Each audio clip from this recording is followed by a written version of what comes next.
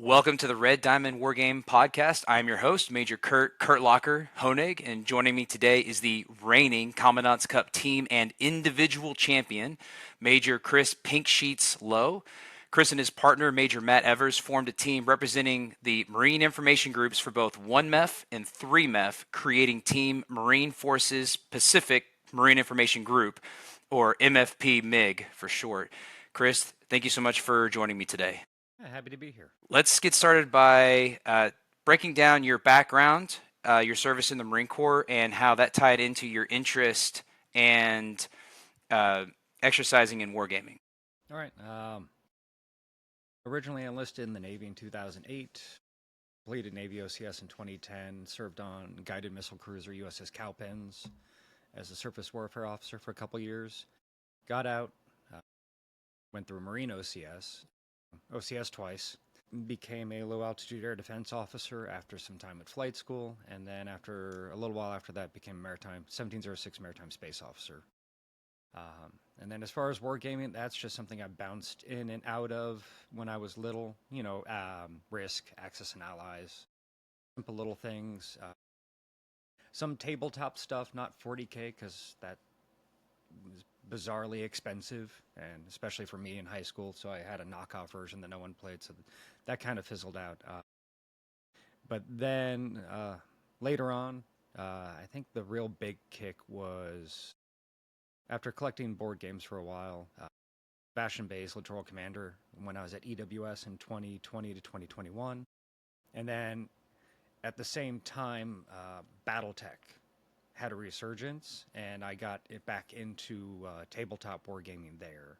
So I have my little civilian hobby war games like BattleTech, or playing tabletop like Diplomacy or Pandemic. Catan's always a good one. But then the military wargaming really kicked off between that, and I still have one of the first copies of Littoral Commander. I bought it off Sebastian as soon as I could.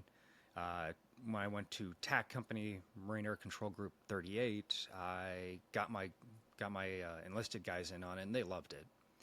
Once they figured out the techniques, because first time they went around, they didn't pick up enough ISR, so it was a very slow game because no one could find anything to shoot at. But then, especially after being at the MiG, and somehow, I think it was the Company Commander Modern MAR admin, the big Company Commander Modern Tournament MAR admin, they got me looped into Marine Corps University's wargaming circle, and that's kind of the vector on all those different war games that they have, and actually getting into the tournament. Yeah, absolutely. That's actually what brought me in the first place. A MAR admin, Top Tactics 24, and this laundry list of steps you had to take in order to get signed into this cloud.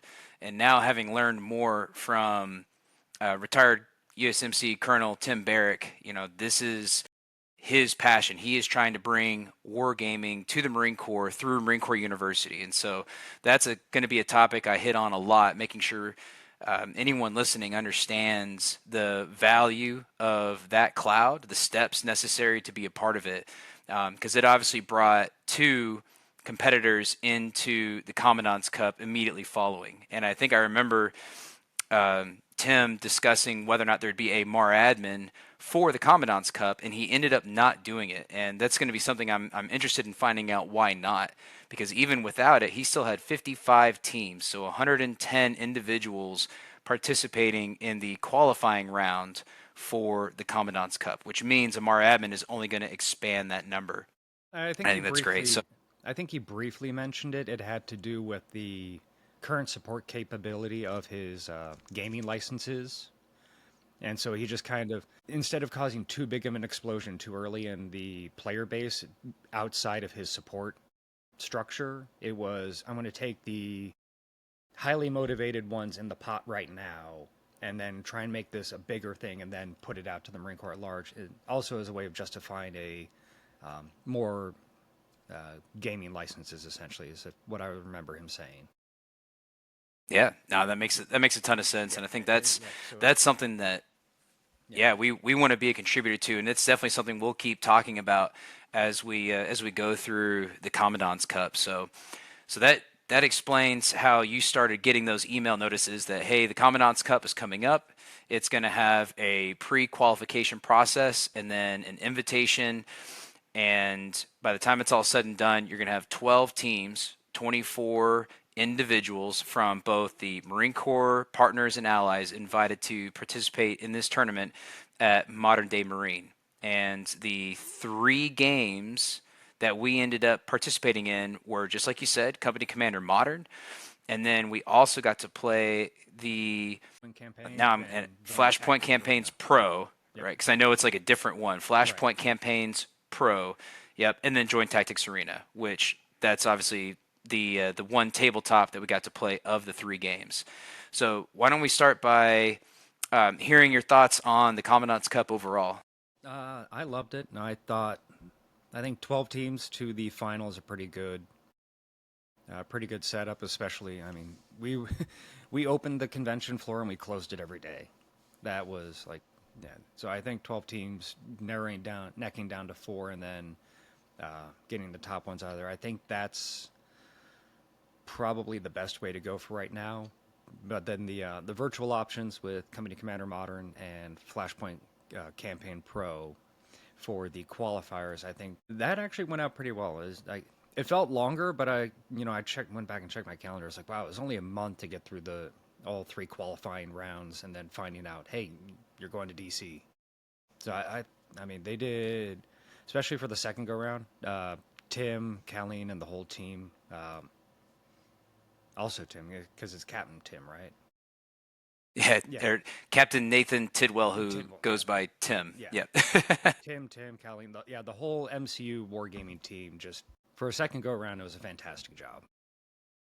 Yeah, absolutely. It actually was a surprise to me to realize that was only the second iteration that they had held the Commandant's Cup, which I think bodes extremely well for the future, because it means a lot of the changes aren't going to be wholesale. They're going to be refinements, minor improvements.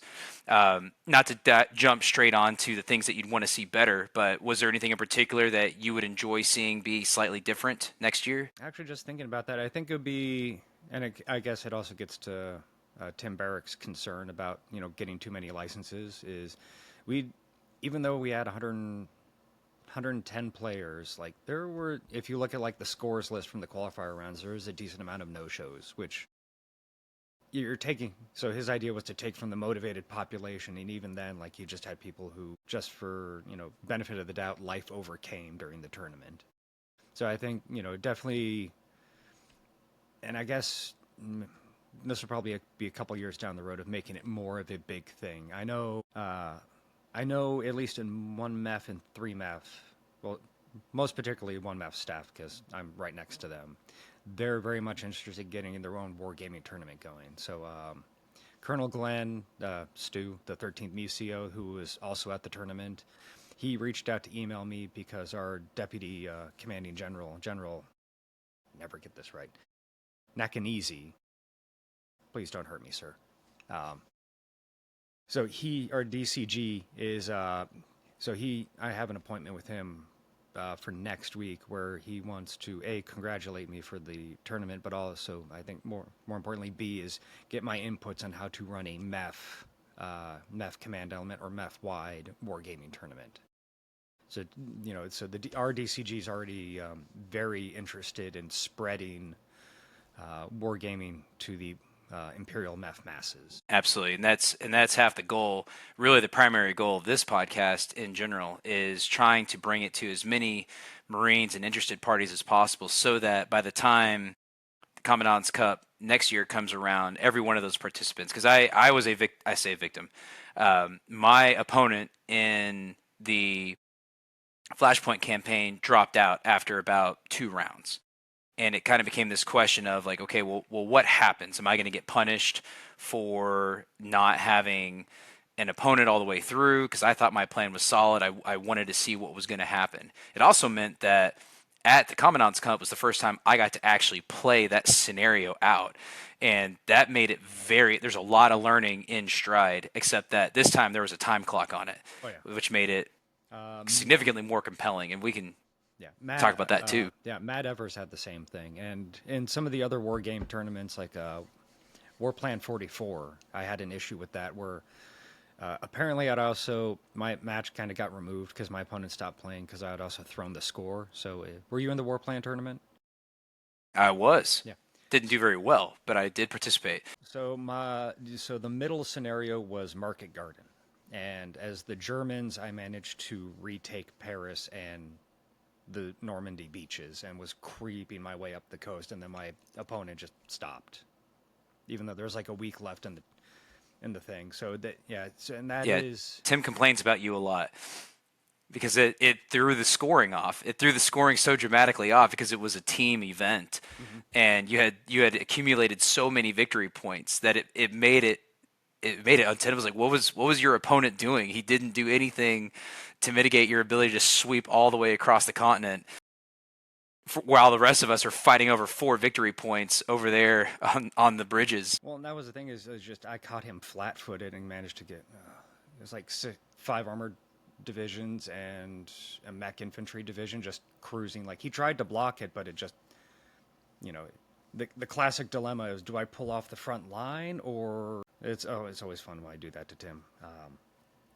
But it, but especially for, well, like you were saying, especially for the qualifier rounds of like an opponent trying to slow roll or they just leave, and then trying to figure out in a honorable and judicial way of how do you grade that. And we even kind of had that with the, not due to slow rolling, but just like the company commander rounds that ran long, and they're trying to figure out the points and how that works during Yeah, the tournament. that's definitely a topic that we'll hit on in a little bit, because that was something in both the qualifier rounds and in the finals that we ran into, where it became a question mark of how is this being scored in a way that accurately reflects an understanding of tactics, Hmm. because otherwise it just turns into gaming the game, which obviously none of this is about necessarily playing the game. It's about testing, learning, adapting. So that was definitely something worth worth continuing to plug away at. And it's worth noting that each of these games is unique in its own way. So that was the challenge of another challenge of Flashpoint, is that it's not turn based. It's a combination of a turn based and time based. So while you issue your order and then you hand it over to red, but red might have another turn that they get to execute. And that created a part of that delay where they had 72 hours to make their first turn, and then they gained an additional 72 hours to employ their second decision before blue gets it back. So now it's been a week, all right, since you've actually played the game. You're going to have to remember not only what it is, what's going on, but you also have to find a way to just maintain interest throughout all that time. And a lot of these guys' schedules don't necessarily allow that. Oh yeah. Yeah, and that was a problem when I initially went through, because there was a couple of guys who did War Plan and 1 MiG with me. Because that was a big team one. They just didn't have the bandwidth for the cup. Which is fine. It worked out well, but yeah, it's just one of those things where I know Matt had the same problem out at the 3 MiG 3 MSB. Is just like, we're interested, and everyone else is like, I don't, um, which I think, bringing more highlight to it. And we've had also some discussions where, kind of like that weirdness of a peacetime Marine Corps. How do you judge tactical ability across different MOSs? Because again, like I'm the space weirdo. I'm the space weirdo now, in addition to all my other weirdness is, like, and so how's that stack up against the other MOSs? And during the tournament, I played 53 pilot, a German medical officer, the CO of Advanced Infantry Battalion East, and the staff sergeant from McTog.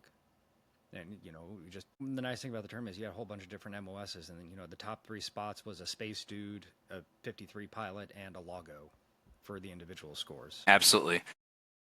Well, I think it really highlights what it was. It really draws out, I think, the goal that Tim had in picking these 3 games. And we'll talk a little bit more about each game in detail, but the overall goal, especially highlighted in something like Joint Tactics Arena, it's a tactical understanding of the whole force, the whole capability. That's something that you get a unique insight into as a space marine, where a lot of, I'm sure, your thought processes can't be isolated to space. It has to be an awareness of what the whole force is doing, because space doesn't apply to just the Marine Corps or just to the Navy. Space is going to apply to everyone going forward. And so if you don't have an understanding of how everyone works together, you're simply not going to be as valuable as a space marine as you'd hope. Oh, yeah. Yeah, it's definitely, I mean, there is just a web of systems and a web of, I mean, just all the domains just web into each other, especially these days. And yeah, and I mean, that helps. Being a prior Navy surface warfare officer also helped with the Absolutely. the naval fight. Um, but yeah, it's definitely trying to have that understanding of because JTA I would consider low operational, high tactical um, at that level Yep, of war. I'd Yeah, agree.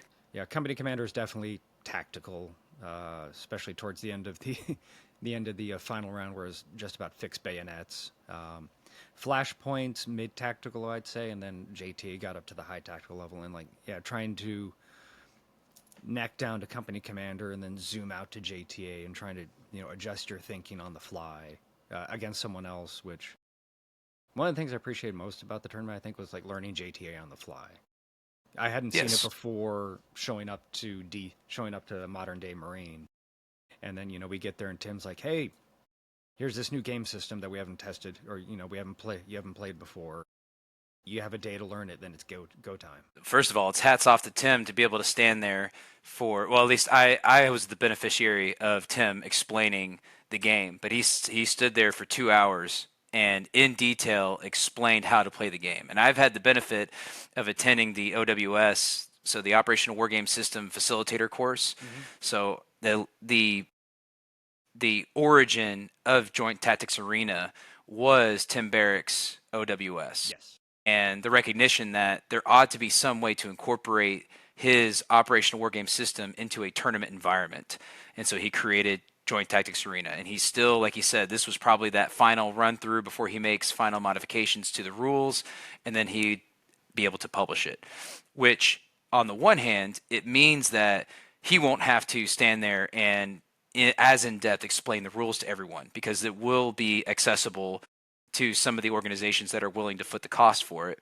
But on the downside, it means that you're going to lose a little bit of the welcome everyone. I'm exposing you to this game for the first time. Now I'm really going to test your high tactical operational acumen. Ready, set, go. Yeah, the surprise problem of the whole new system, which I enjoyed. I thought that one was fun. I actually emailed him to see about acquiring a copy, but yeah, it's not ready for prime time yet. And then I'm sure we'll get to this point later, but I'll hit it now. But the Marine Corps Association, I am a member because, duh, I'm a Marine. But they do have the availability for Marine units to request wargaming packages. It was doing the research as a pre-read to my meeting with the DCG next week as to how we can set up out here. So there's Vassal's free and online, but the Marine Corps Association does have the ability to send out.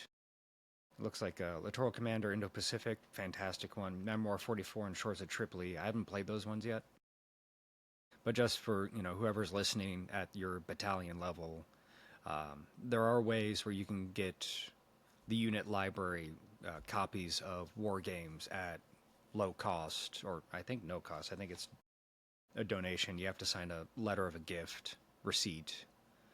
But it's a way you can get, like 6 copies of Littoral Commander to your battalion and then start running your guys through, you know, your own tournaments or just like learning matches and, expanding their ideas of thought. Yep, absolutely, and that's really the goal. So finding those types of opportunities, really impressed that you're going to have a chance to talk to a deputy CG and hope that that can really turn into some real tournaments. If for no other reason, then it's going to get guys one interested, and two hopefully interested to the level that they're going to join that cloud and be active participants in whichever tournaments come forward. I mean, Top Tactics 25 is going to end up being right around the corner. Presumably, that's going to be another Company Commander Modern event. We'll, we won't necessarily have to go into the way Top Tactics did it. We talked a little bit about the scoring for Company Commander Modern. What were your thoughts about the scenario as we executed it? I thought the scenarios were fine. Like, it was just, what did they call it? Was it destruction? No, it wasn't destruction. Force builder, or the actual scenario. I believe it was destruction. Yeah. Well, I think it was called something else because there were flags on the field that you could capture for points, but it ended up in destruction 95% of the time because that's just the way, how much damage you can do in 20 turns with your precision munitions and, before you ran out of supply. Um, No, Company Commander Modern I like, and I'm interested to see the changes. I know we just got an email about some of the updates that they had from the tournament, but it was I liked that one. It was just, and everyone had the same thing where blue usually won, and then trying to balance it out where it becomes, a little bit more realistic and then a little bit more fair between the players. Because, I'm sure you had the same thing where, like, I had a PRC, assault gun dug into a hill for like 4 turns, and it's firing at the same unit and just, miss, miss, miss. It's like at some point they would have zeroed in, but yeah, it's just. Yeah, my personal complaint was having a Chinese infantry fighting vehicle inside a town, constantly shooting at an enemy on the road, and I believe it was just an exposed rifle squad. So I get it, right? There's a little bit of a like how effective is a 30 millimeter cannon against infantry out exposed on a road, but after multiple turns of no effective actions, then they're able to walk up and destroy me. Yeah. That was emotionally devastating because that was a moment where I actually thought red could win, and then it became a well, nope, I guess not. This is not going the way. And I had my own personal challenges of was it that we needed to play to turn 20 or did we need to stick to the 3 hour time hack? Because at 3 hours I had more victory points. I had more forces alive. I was like, oh my gosh, this is going to happen for me. But then it became a like, well, let's go ahead and push. Let's push all the way to turn 20.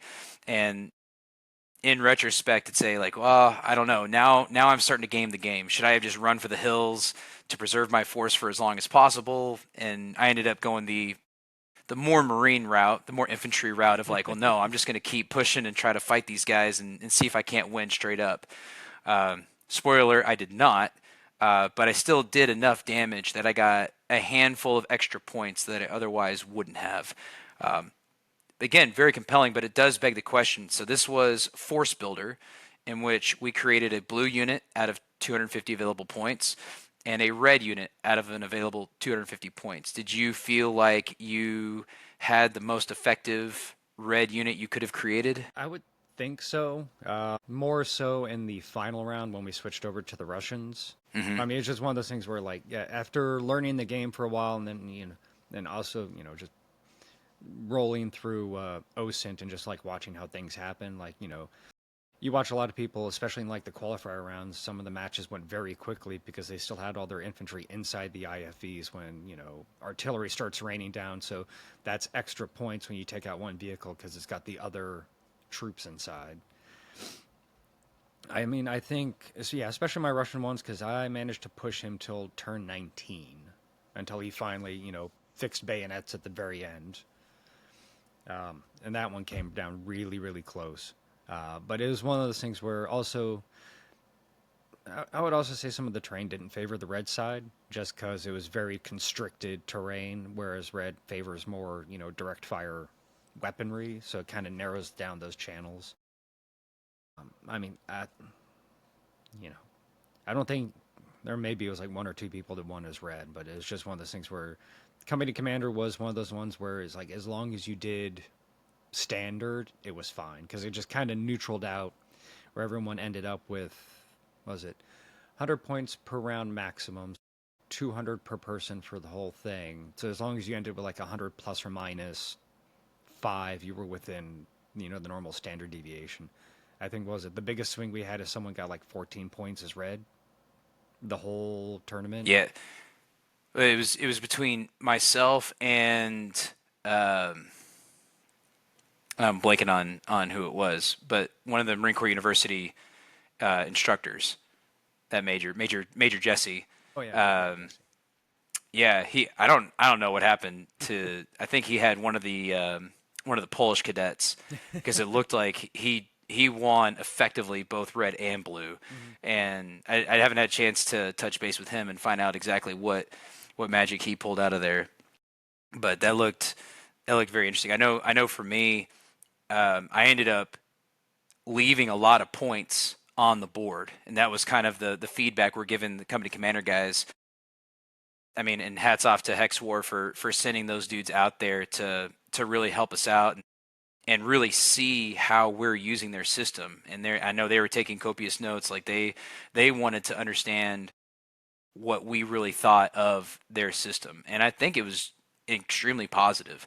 But there was this point of like, well, you have these aircraft platforms that have these different capabilities that don't necessarily reflect the actual capabilities. So I ended up spending less on one of the helicopters because it had a 50 cal machine gun on there, as opposed to simply ATGMs, knowing that my opponent in all likelihood was not going to be rolling over me with tanks, even Hmm. though he ended up doing that. Um, they'd probably be using JLTVs because that meant more javelins, and more javelins meant they could take out more infantry fighting vehicles. And then the 50 cal was completely ineffective against the JLTV, so it became this like, well, hold on, Right. like how are we measuring that? How are we reaching this conclusion with the die roll? And that is something I really appreciate about Company Commander Modern, is that it actually shows you a background of what die are being rolled and what the rolls are. So it's less about just like, you says 80%, but you missed. Like, all right, well, let me see why. It's like, oh, it's because I rolled a one. That sucks. Yeah, gay. Sometimes, especially playing as red, I had very much had the feeling of XCOM, where it's like, oh yeah, 95% miss. Yeah, well, I mean, especially when I have my F-35 that's trying to blow up. If I remember right, it was I guess it was a Gideon, Hmm. to be fair, which is anti-air defense. So I guess there is a little bit of the like, all right, I will accept that. But then when I have multiple OPFMs trying to hit the same Gideon and it still won't die, now it's starting to get a little bit like, guys, this is a Gideon. Like it's this is not some type of super highly defensible structure, right? Yeah. This thing is gone. Yeah, yeah, we had some jokes with some of my opponents. Where like, yeah, one of the ZBDs would just to eat like 8 drones. Is like, Right. well, I mean, yes, the vehicle's still functioning, but everyone inside their brain is mush. It, I remember being enormously frustrated, even in testing some of these, where it's like I would hit something with four OPFMs, and then my opponent hits me with one OPFL, and it just detonates. Like, Yeah. are you kidding? Like that doesn't feel real. But at the same time, I swore I wouldn't roll the dice, or excuse me, I wouldn't blame the dice for what happened. The dice, Um, the dice gods giveth, and the dice gods taketh away. they do, and that's why I will not blame the dice. Um, did you have any similar experiences with Flashpoint Campaigns Pro? Um, Not as much. That one was more of a learning campaign because you can nug down into some pretty gritty details with that one. And then in the qualifier, I faced actually someone I've been worked with in International Fight Club before, Captain Pat Visser. Um, so that one, it was just a lot of planning. Where during the qualifier, it was kind of nice. For especially extra nice for blue because you just had all that time to create your plan. And I mean, I have a screenshot of it somewhere, but my initial offload plan from the ship just looked like this giant Hydra octopus coming off with all the different cereals and whatnot. Which obviously, when it comes to the tournament time, you only have so much time, so you have to try and quickly, come up with the plan, guess where red's going to be. During the tournament, I lucked out and ended up getting red, and I had a yeah, and I made it pretty painful for my opponent. On that one, and then during the final round, that one was so the pre-qualifier and the I'll call it pre-final round. So when 12 went to 4 was a scenario where blue was a mu team and red was a PRC battalion reinforced, rushing to seize an airfield and well, Marines are trying to seize the airfield for follow-on operations, and the PRC is trying to deny them. And so that one, blue got messed up a lot, but it did end up being about 50-50 in the pre-finals. And then in the final round, it was a straight-up mirror match in 29 stumps. There was one victory point in the center, and then it's an infantry company reinforced with ACVs and a LAD section, and then a small UAS for spotting. And it's just, rush to the point. Whoever gets it and holds it essentially wins. And that one was more interesting. So I played the same gentleman both times as the CO of Advanced Infantry Training Battalion East. And yeah, just the final scenario, it went well for me. I managed to sprint forward, get on the objective, and dig in. Well, it was funny because he mentioned, it's like, oh yeah, I've done this in real life. Like, he actually had at one point had an infantry company and did that scenario, so he was just kind of replaying his old book. And one thing I like about war games is you can just do goofy stuff and, doesn't really get in trouble. Whereas in real life, oh no, like, the wheels fell off like 4 gun trucks. Now you're in trouble for all that stuff. But for this one, like, I was able to sprint forward, get on the objective. I was able to take a platoon, swing them around all the way around. Find his, we each had one team of mortars, and so I was able to find his and take that out.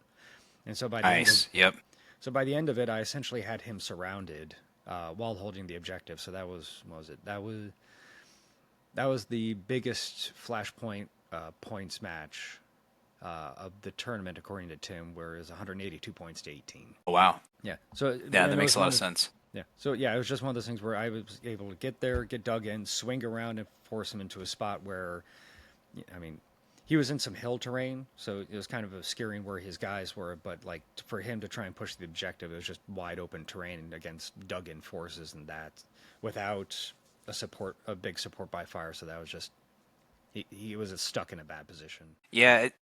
The scenarios were interesting. I really appreciated that we got to test this amphibious assault modification to flashpoint campaigns. I think it's going to be really valuable in terms of training different MUs. I can't wait to, if I can get a hold of Colonel Glenn, I want to get his thoughts on it too.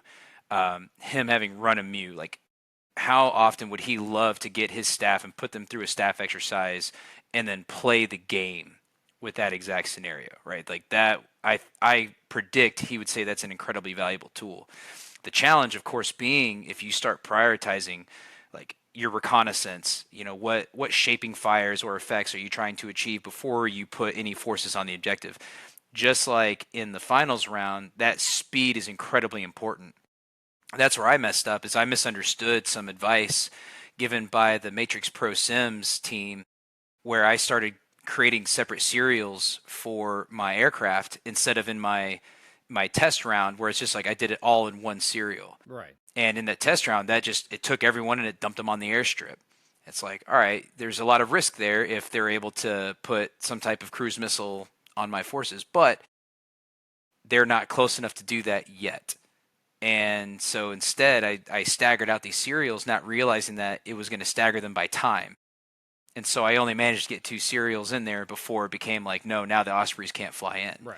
So for me, that was all right, that's a gameism. I've learned it now. I won't make that mistake again. I will adjust accordingly. But it was definitely an expression of how important speed is in a lot of these. It's something that you can teach. You can draw out of these particular war game scenarios, the value of that speed, especially in the amphibious fight. Because that's going to be a very delicate balance between establishing quality conditions to put Marines on the deck versus get them on there because they can't fight at all if they're not on the deck. Yeah, and that actually led to a fun one during the qualifying round against my opponent, because I couldn't figure out how to get the LCACs back into the ship to load up more. So then that led me to grab my 53s, grab the rest of the LAV company that was still on the deck. And then I just flew them around all the way up the east side of the island, landed them well behind the enemy's force, and just start trying to push east to west, looking for the command nodes and the rocket artillery. Nice. Yep. Yeah, it goes right back into the ISR battle of like, as soon as I can find those things, I need to put something on them. So that was one of the first things I prioritized, and that's the only reason why I didn't get completely schwacked, is my artillery was on the airfield in practically the first wave, Right. and that allowed me to, at the very least, slow down the east and west routes. Mm-hmm. They're getting hit the whole way. Like, I was able to get the rotors out there to just be in their hunt setting, but then I ran out of time. No further orders were allowed to be issued. So that was an interesting component, having that time clock, and I understand the value of it to make sure that it doesn't bog down. But I feel like it really favors red, because there's so much orders that have to go into that first amphibious assault. That's a time-consuming process to get all those forces launched as rapidly as possible, and that's not something that red necessarily has to deal with. And I think I put in my after action because I know we sat down. We had was like 20 minutes to overlook the field. So red and blue both had 20 minutes to review the scenario, whatnot, and then they shut it down, started up, and blue got to, hey buddy, dog just showed up. uh, and so yeah, you get your 20 minutes of your mission prep time or mission review time, and then it's blue starts off the first little planning turn. I think it would be beneficial for blue just to get the full chunk, that 20 minutes, to also start prepping orders. It's just because there's so much to do to offload, like just the first wave of trying to get stuff off the deck and onto the beach. Yeah, absolutely. Yeah, I would agree. Um, well, that's some good feedback on Company Commander Modern and Flashpoint. Can you talk to me a little bit about your thought process for Joint Tactics Arena? That was a fun one. So, was it hex based, tile based? Everything is, except for the subs, are, you see on the board. You just have to finish going from Taxit 2 to Taxit 1. I enjoyed that one. I played the Staff Sergeant from McTogg, so the return champion team for that one. I only played that during the pre-final round. Now I enjoyed that one. Just like it took some getting used to, and reading the rules late at night. But then just trying to figure out how to peel through the defenses enough, or like create enough distraction to break through. And so for me, I only destroyed 2 battalions, which are worth 5 points each, and I managed to wipe out most of its navy except for the submarine. So my that one worked out pretty well, especially because he also had, for some reason, he has 2 amphibious ships like grouped up in the back, and I managed to sneak my sub out and hit those 2 pretty quick on. And then it became So he didn't have any ASW capability, right? He had them he had 2 away from the ASW. Yeah, so he had 2 little surface action groups set up, and then the amphibious group in the back, and I managed to squeak through, get those guys first, and then the sub proceeded to rip and tear through the rest of his fleet with my forces using their anti-ship cruise missiles to try and wear them down as well. I don't think I got any air bases out, or air squadrons out of the fight, and then I did manage to, at the very end, I pulled off the division maneuver, so all 3 Nice. 3 brigades, and I did manage to take half of the 2 hex city, so that it helped swing the point value towards the end. I mean, that one is just trying to think, and all that one is very much supply concerned, because you only have so many defensive missiles, offensive missiles, and trying to layer all that stuff in and hitting at the proper time to boost up your dice values or drop theirs. And I enjoyed that one. I would love to see some of the other scenarios other than the mirror. The mirror match was fun because that one, there's just like, hey, kind of like the final for Flashpoint. It's like, hey, you guys have the same stuff. Let's see how you work your magic on them. Yeah, I'd have to agree. And it's my feedback. My initial feedback to Tim was like, I tell you what about this game. I spent 3 hours playing that game, and I immediately wanted to start over and play it again because I wanted to try something new. I was too conservative out the gate. My opponent allowed me to be a little too conservative. And I think it just turned into this, like, I kept trying to set conditions for, like, the next thing. I conducted the amphibious operation, which was great, except I'm attacking this battalion that's inside a town, so it takes a lot to actually kill the whole thing. and it just turned into this like, okay, I've knocked it down 2 steps. I've got 3 different forces on this, and I'm simply running out of action cards in order to facilitate this.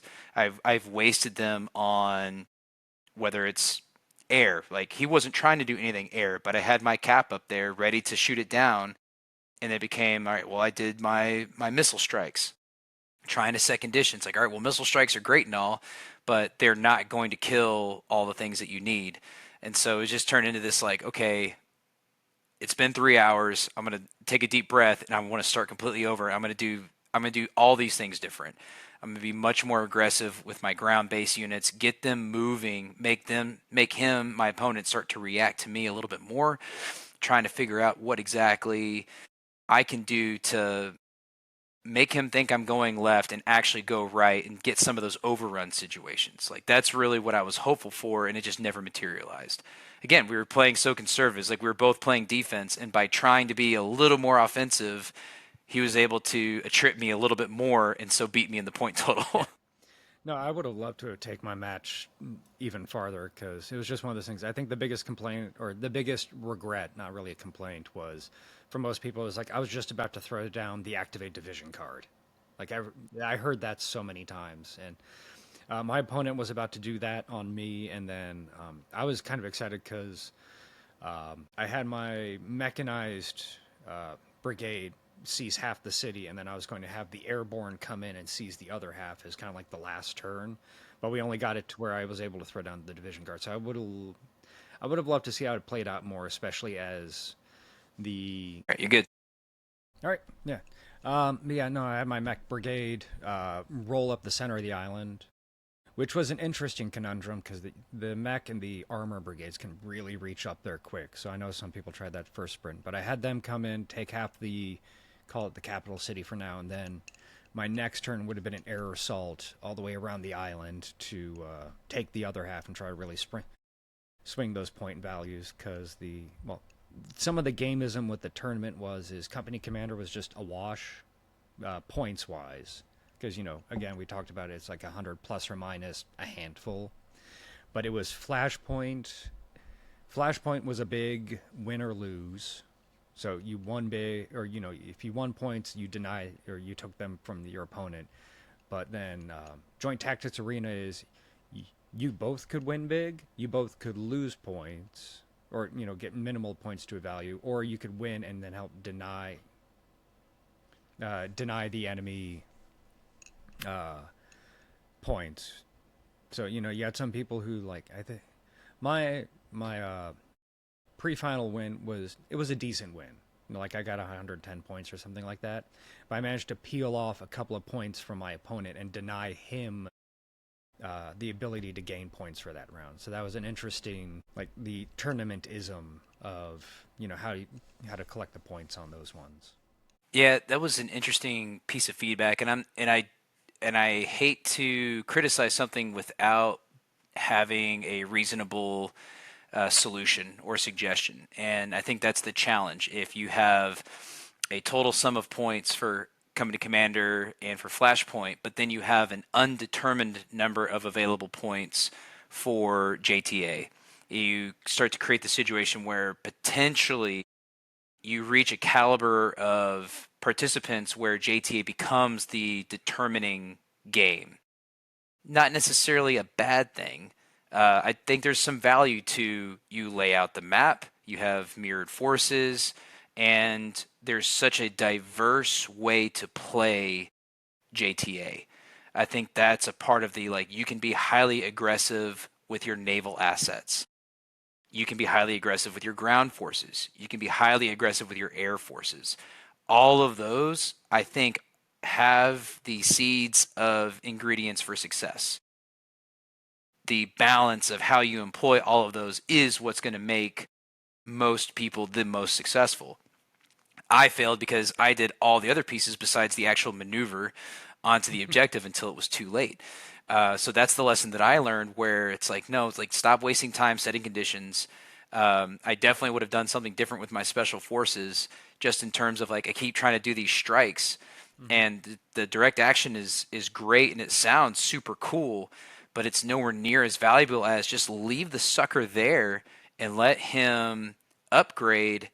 Or I always forget the cool term that that Tim uses, right? Like, Mhm. instead of rolling a 6, roll an 8, roll a 10, because now I've got my special forces there that are improving my targeting. Oh yeah, Um, like that was a big, like, I'm not doing wrong by using my special forces that way, but I could be more right. yeah. So And why I had miss that. out on that opportunity? Yeah, I had the same, almost the same with my special forces, where I opted to use them more as the Ricky Recon types. But it was one of those things where I planted them on maneuver units or next to maneuver units. I thought where he's like, oh, he's gonna sit in here and fight, and he just moves out, and then the soft's just stuck there, and it's like, well, I can pull them out, but then it's a whole thing to reconstitute them and get them ready to play again. So it, Well, yeah, but that's a part of your test as the commander. Like, you're looking at your opponent and you're deciding, if I'm parking him here, it's because I think there's something there that I don't want to waste my ISR on. And I can leave him there, and now I can focus my ISR somewhere else, whether it's a naval platform, whether it's where I think a headquarters unit is, that if I can take out that headquarters, that's an automatic. I guess I shouldn't say that, not taking out a headquarters, but taking out airstrips and right. whatnot, right? Like, I've got someone there. Now I don't have to test to see what's there. I can start destroying squadrons, and now I'm accumulating lots of points because Oh I'm yeah. wiping out whole squadrons without ever having to, like, shoot them down, which is a much more difficult process. Yeah. And then just messing with the Zoodle loop because like, oh, I was gonna need that later. Yeah, I think that does it's a really solid, like, assessment overall. I didn't catch the last thing you said. Can you say that again, Oh please? no, just no, just messing with the OODA loop when you end up taking out something valuable turn one. It's like, oh, I was going to use that later. Yeah, exactly, exactly. And yeah, I think this is a great job kind of summarizing the different games we played. Can you think of any other games that you would prefer not to see next year, or would prefer to see instead? Not off the top of my head. I mean, um, I thought the three games were very good and appropriate for the tournament setting. I'm always partial to Littoral Commander for the Marine Corps, so maybe that one would be a little tougher to points. Nah, nah, maybe not. You'd need to sit down or ask Sebastian to come up with like a little tournament point scheme for it. Uh, I mean, I thought they were all appropriate. They all lived in their own little venue, points wise, and especially with the virtual options. Yeah, I thought it was really well put together, and I can't really any recommendations I have is just like minor little tweaks and gripes there, and everyone covered the Reds, the Red Force being at a disadvantage for company commander, and then Flashpoint is more about, once you know the system, then it becomes pretty simple. But like, it took me till the tournament to figure out. It's like, oh, there's a button I can hit and click the unit, hit the button, and when I click where I want them to go, I can see what they see there, or what they should see there, or trying to tweak some of the orders. Where like, I know like a couple of people had a problem offloading LCACs only to get hit by artillery because they had to wait a decision cycle to issue new orders. But then it was right before the final round I learned, like, oh, I can add stuff in there to get those guys to start moving off the beach. And it was like at the very end. And then Joint Tactics Arena, that one was, it was a quick study. I enjoyed that one. I thought it was. I like that one, but it would also be fun, like, if there was like a little surprise, like, hey, here's a new game system, learn it in a day for the final. Yeah, it's going to be hard to preserve that, because I think Yeah. I think on the one hand, like, you could preserve Joint Tactics Arena like that and not allow it for distribution, preserve it Mm-hmm. for the Commandant's Cup, but after a while you're going to have only return competitors because they're just going to be so good at that game that they're going to, like, they're the only ones that can compete. You'll get four new faces and they're all going to lose Yeah. to the guys Yeah. that have practiced it Yeah. over the coming years. Was it Major Alec Meyer Gucci, who was last year second place and this year second place again. So yeah, he had some uh, he had some experience with JTA from last year's tournament. Yep. And then And I know Matt and I talked a little bit because he had some exposure to OWS, but it wasn't a direct translation. Like I said, yeah, I had the same. It was not a direct translation because there's no action cards in OWS, and that in a sense, it actually reminded me of another game that an army professor is working on called Major's Gambit. And that's a very fast paced game because there's a time clock associated with your movement phase. Hmm. But there's a 3 card river, for lack of a better term, where you have to pick these 3 action cards that will affect the action phase. And the irony is that like you can't change those 3. You can add a new one once it's the next turn, but you can't change the order. And so you Right. might create these action cards that are designed to conduct this sweet operation, but if he outmaneuvers you, now you're disadvantaged because you can't use any of those cards to defeat their Koa. Yeah. And now you're having to purely rely on your own maneuver to try to. So that's I think that's why the name of the game is completely appropriate, Major's Gambit. I'm really hoping to get my hands on a copy because I think that would be a fun one to play. I don't know if it would reach a tournament level though.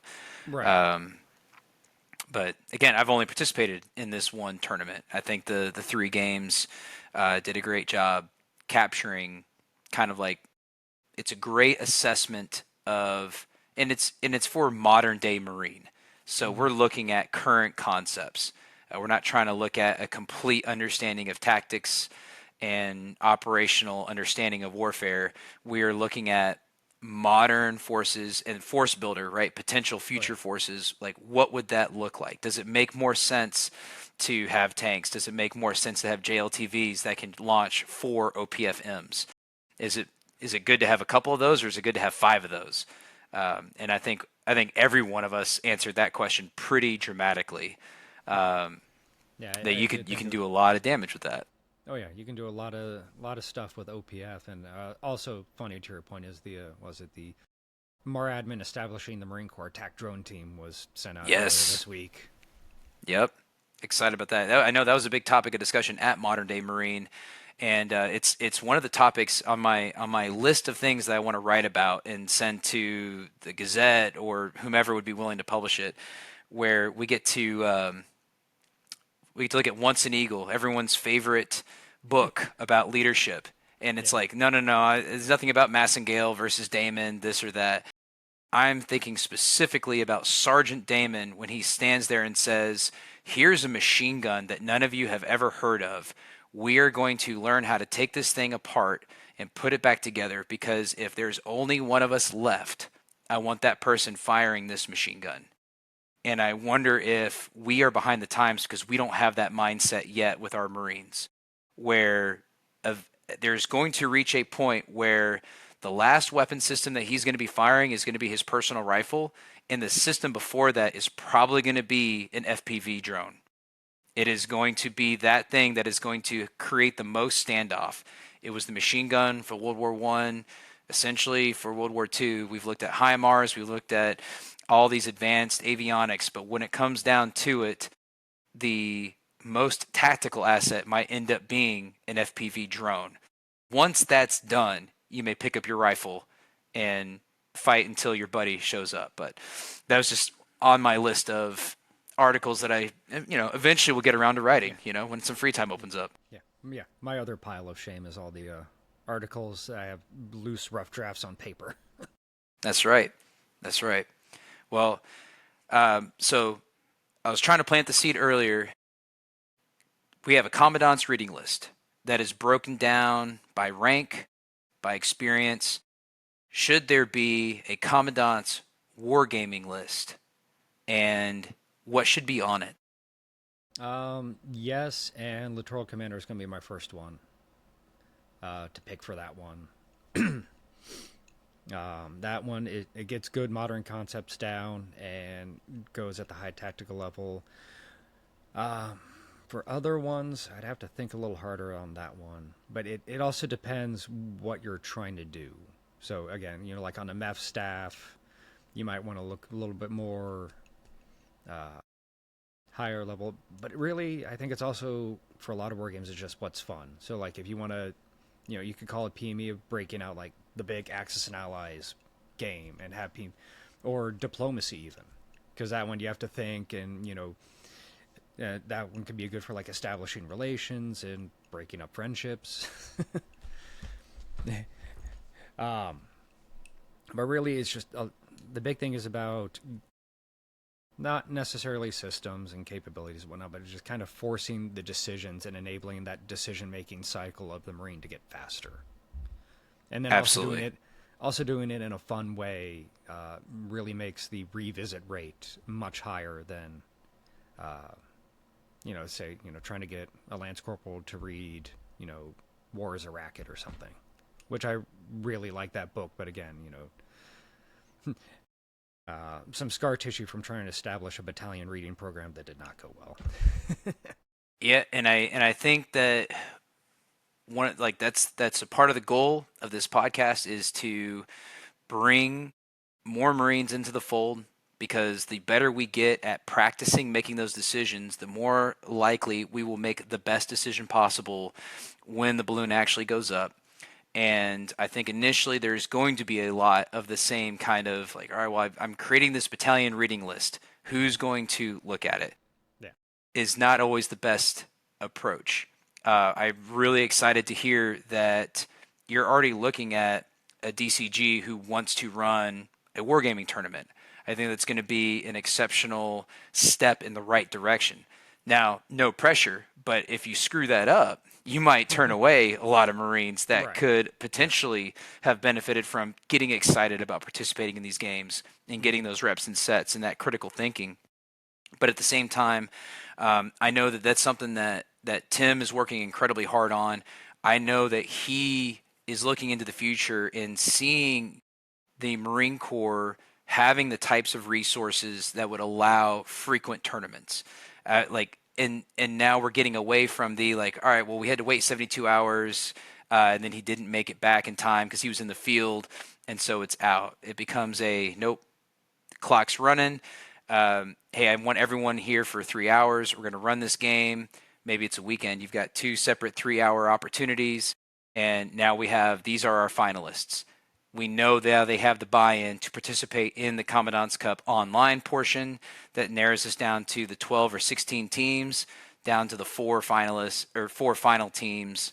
And now we're all together standing over the table playing each other. So it's exciting to hear that you're already involved in that process. I'm hoping this will be an additional resource to leverage that process. Oh yeah. All right. Well, I really appreciate spending all your time. I see you were repping your shirt. That's a proud shirt to wear. We'll see if Matt, whenever we get him on, remembers to put his on to represent the team win.